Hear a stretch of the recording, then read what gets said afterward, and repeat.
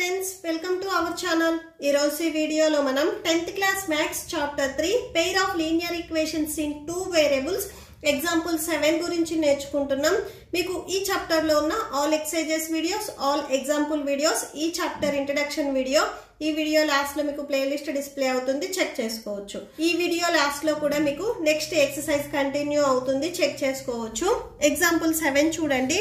Two rails are represented by the equations. So two rails వచ్చేసరికి ఇక్కడ two equations లో మనకి రిప్రజెంట్ చేశారు. Will the rails cross each other? So ఆ two rails అనేవి cross అవుతాయా లేదా అనేది మనం ఫైండ్ అవుట్ చేయాలి. ఓకే, సో సొల్యూషన్ చూడండి.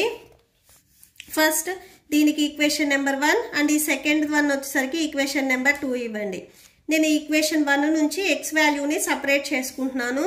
ఇన్ ఈక్వేషన్ 1 సో ఫస్ట్ ఒకసారి ఈక్వేషన్ 1 రాయండి. X plus 2y minus 4 equal to 0.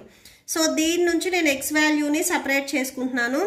First ఇక్కడ మీకు మైనస్ 4 ఉంది, ఇది ట్రాన్స్పోజ్ చేసుకుంటే ప్లస్ 4లోకి వెళ్తుంది. ఎక్స్ ఈక్వల్ టు నెక్స్ట్ 2yని కూడా మీరు ట్రాన్స్పోజ్ చేసుకోండి, ఇక్కడ ప్లస్లో ఉంది, సో ఇటు సైడ్ వస్తే మైనస్లోకి వెళ్తుంది. సో దీనికి మీరు ఈక్వేషన్ నెంబర్ 3 ఇవ్వండి. ఎక్స్ వాల్యూ వచ్చేసరికి 4 మైనస్ 2y వచ్చింది. ఈ ఎక్స్ వాల్యూని మీరు ఈక్వేషన్ నెంబర్ 2లో సబ్స్టిట్యూట్ చేయండి, 1లో సబ్స్టిట్యూట్ చేయొద్దు, ఎందుకంటే మనం ఈక్వేషన్ 1 నుంచే ఎక్స్ వాల్యూ రాసాం కాబట్టి 1లో సబ్స్టిట్యూట్ చేయకూడదు. సో ఈక్వేషన్ నెంబర్ 2లో సబ్స్టిట్యూట్ చేయండి. Put x value in equation 2. Okay, ఒకసారి ఈక్వేషన్ నెంబర్ 2 రాయండి. 2x plus 4y minus 12 equal to 0. So 2 into x value 4 minus 2y, so substitute చేయండి. Plus 4y minus 12 equal to 0. 2 4s 8 minus 2 2s 4y, next plus 4y minus 12. ఈ బ్రాకెట్కి out side ఉన్నట్టు ఈ 2 టర్మ్స్కి మాత్రమే multiply అవుతుంది, so multiply చేయండి.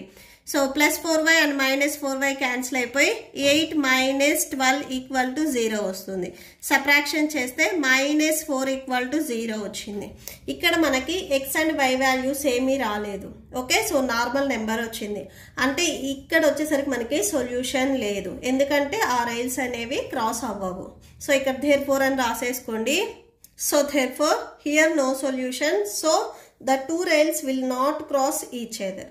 Okay, so that's it. మీకు ఈ video నచ్చితే ప్లీజ్ లైక్ చేయండి, మీ ఫ్రెండ్స్కి షేర్ చేయండి అండ్ మన ఛానల్ని సబ్స్క్రైబ్ చేసుకోండి. Thank you and thanks for watching.